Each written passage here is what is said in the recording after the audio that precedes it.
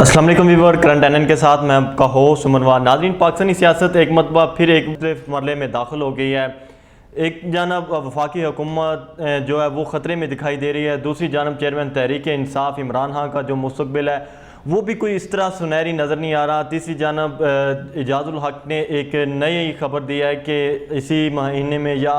اگلے مہینے کے پہلے ہی ہفتے میں اسمبلیاں ڈیزولو کر دی جائیں گی اور الیکشن کا اعلان کر دیا جائے گا۔ اعجاز الحق کے جو دعویٰ ہے اس کے مطابق کہ اسی مہینے کے لاسٹ پہ جو اسمبلیاں وہ ڈیزولو کر دی جائیں گی۔ اس کے ساتھ ساتھ چیئرمین تحریک انصاف عمران خان اور کچھ پنڈی کے لوگوں بڑے لوگوں کی ملاقات ہوئی ہے۔ یہ ملاقات کہاں پہ ہوئی ہے اس کے بارے میں بھی آج ہم آپ کو بتائیں گے۔ اسمبلیاں کے ڈیزولو ہونے کی وجوہات کیا ہیں، اسمبلیاں کیوں ڈیزولو کی جا رہی ہیں، وفاقی حکومت کو کیا خطرہ ہے۔ دوسری جانب ایم کیو ایم نے بھی ایک طبل جنگ بجا دیا، انہوں نے بھی کہہ دیا کہ ہم ایک ہفتے کا الٹیمیٹم دے رہے ہیں تو اس کے بعد ہم اپنے فیصلوں میں آزاد ہوں گے۔ تو ناظرین، ایم کیو ایم کو آپ بڑے اچھے طریقے سے جانتے ہیں کہ کس طرح وہ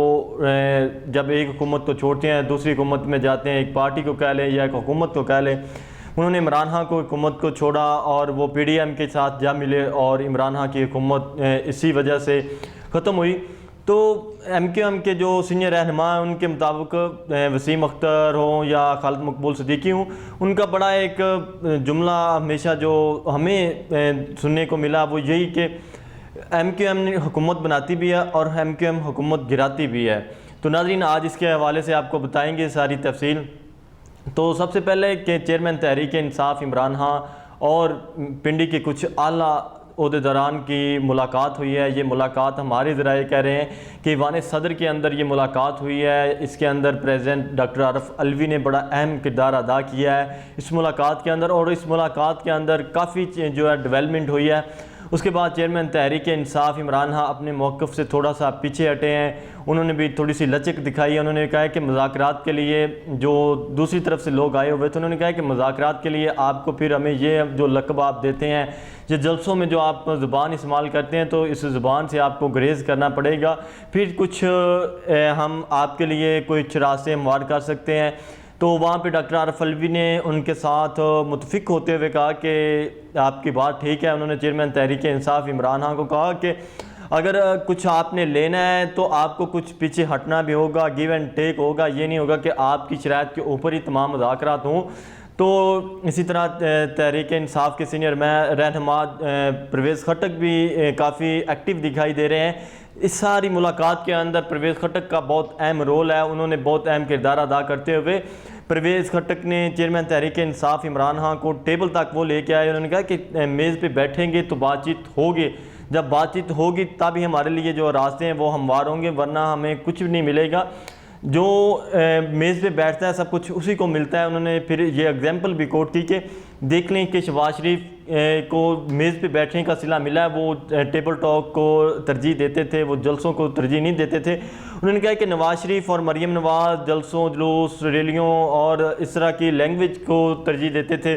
تو ان کو کچھ نہیں ملا۔ اگر کچھ ملا ہے مسلم لیگ نون میں تو وہ شہباز شریف کو ملا ہے۔ وہ دیکھ لیں آج پرائم منسٹر ہیں، چند سیٹ ان کی تھیں لیکن اس کے باوجود وہ پرائم منسٹر بن گیا ہے۔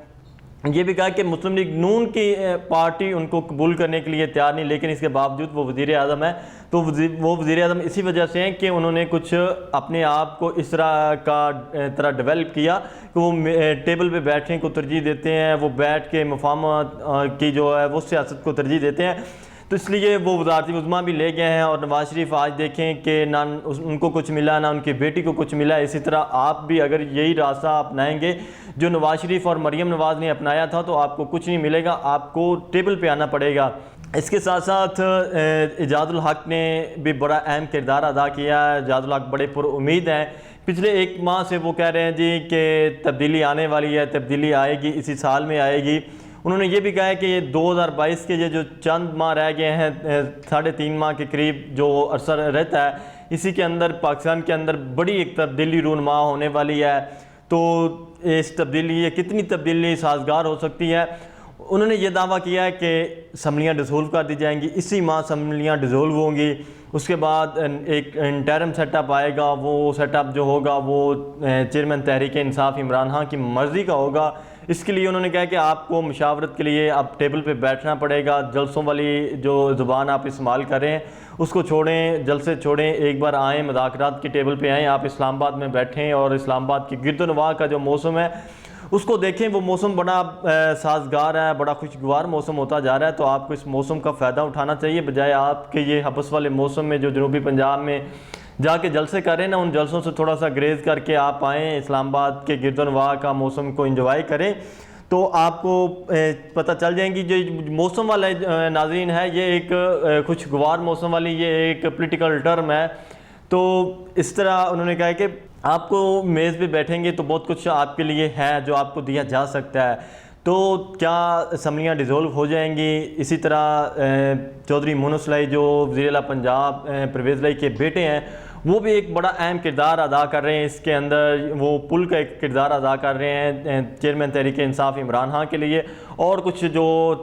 طاقتور لوگ ہیں ان کے ساتھ وہ مذاکرات کی کوشش کر رہے ہیں کہ خان صاحب کے ساتھ بیٹھا جائے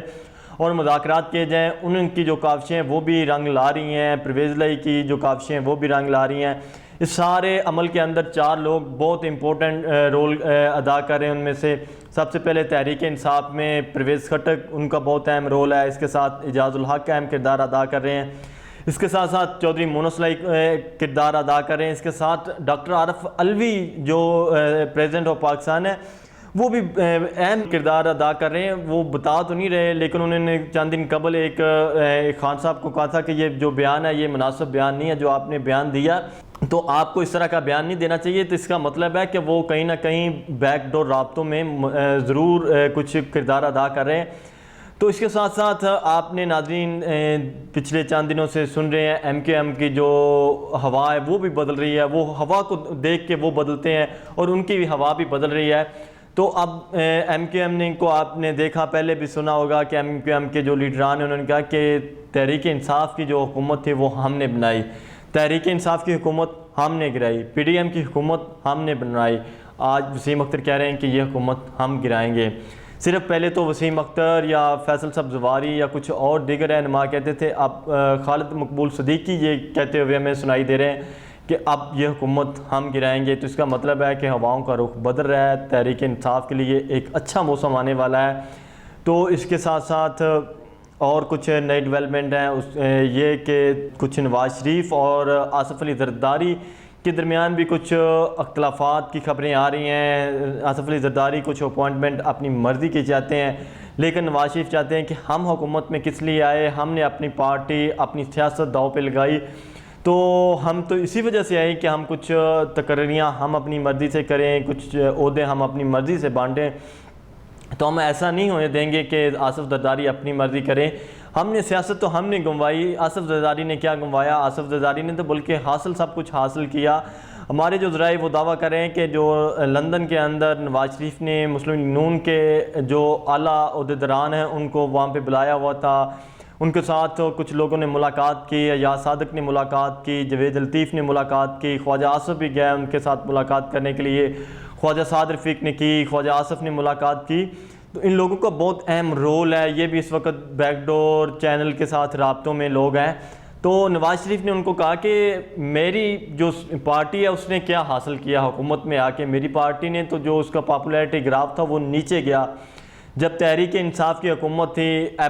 مارچ اپریل تک میری پارٹی نے پچھلے 3.5 سال کا اگر میں ریکارڈ دیکھوں تو 16 میں سے 15 ضمنی انتخابات میری پارٹی نے جیتے ہیں، تو آج ہر طرف جو بھی ضمنی انتخاب ہے وہاں پہ میری کوئی ٹکٹ لینے کے لیے تیار نہیں، تو میں کیا اس سے حاصل کیا ہے، یہ سب حکومت چینج کر کے مجھے تو کچھ نہیں ملا، تو آصف زرداری کو میں یہ نہیں کرنے دوں گا، جو بھی ہوگی میری مرضی سے ہوگا، میں پارٹی کا ہیڈ میں ہوں، پارٹی کا ہیڈ میں ہوں، تو اس وقت حکومت میں میری پارٹی ہے، پرائم منسٹر میری جماعت کیا ہے، تو پرائم منسٹر وہی کرے گا جو مسلم لیگ نون چاہے گی، جو میں چاہوں گا، جو ہمارے کارکنان چاہیں گے وہ ہوگا، وہ نہیں ہوگا کہ جو آصف زرداری چاہیں گے یا کچھ سندھ سے آ کے فیصلہ یہ کر دے کہ یہ میں نے اپوائنٹمنٹ کر دی ہے تو پرائم منسٹر اس کے اوپر سگنیچر کر دیں، بلکہ انہوں نے کہا کہ مسلم لیگ نون کی طرف سے جو آئے گی اسمبلی اس کے اوپر پرائم منسٹر سگنیچر کریں گے،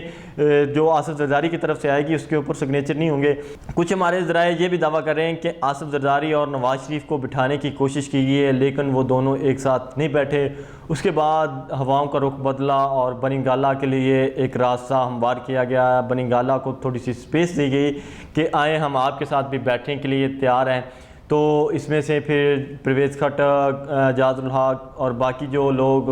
کردار ادا کر رہے تھے ان کو پیغام دیا گیا کہ آپ کوششیں تیز کر دو, اب ہم راضی ہیں. پہلے ان کو